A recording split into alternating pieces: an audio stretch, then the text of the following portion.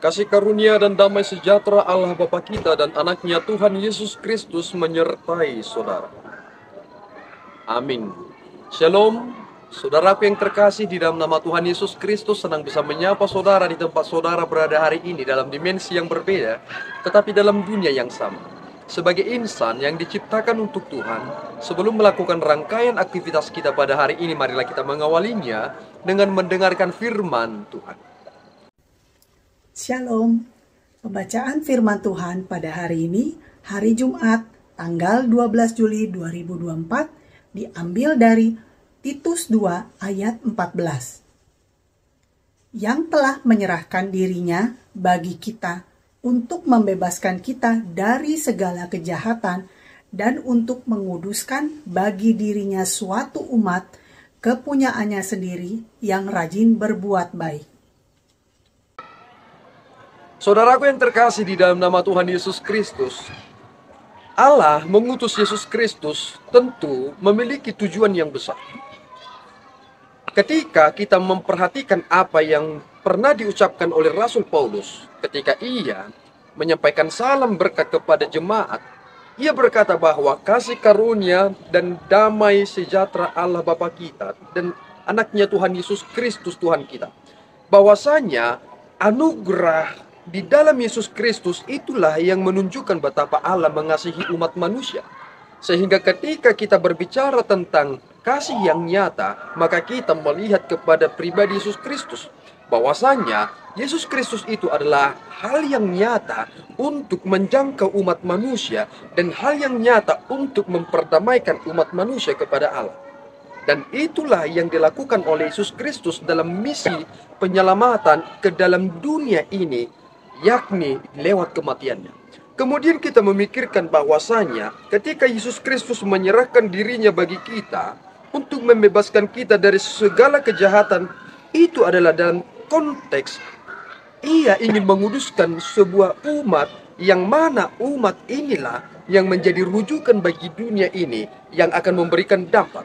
Ketika kita memikirkan mengapa Allah harus memilih bangsa Israel keluar dari perbudakan Mesir, memasuki tanah Kanaan, padahal di tanah Kanaan itu telah ada orang-orang Kanaan. Mengapa Allah harus mempersiapkan mereka?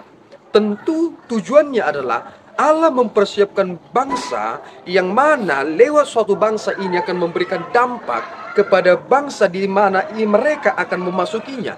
Dan kemudian ketika mereka telah memberikan dampak, maka hal ini akan menjadi berita kepada seluruh penjuru dunia.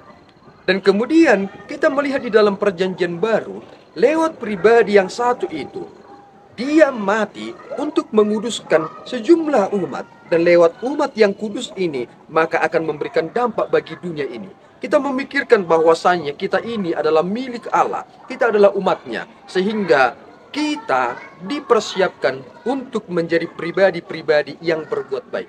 Pikirkan baik-baik bahwasannya ketika kita melakukan hal yang baik bukan membuat kita memasuki surga, tetapi karena kita telah diselamatkan, sehingga tanggung jawab kita adalah pribadi-pribadi yang terus berbuat baik.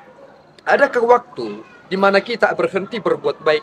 Jawabannya, selagi kita masih di dunia ini, jangan pernah jemu-jemu untuk berbuat baik.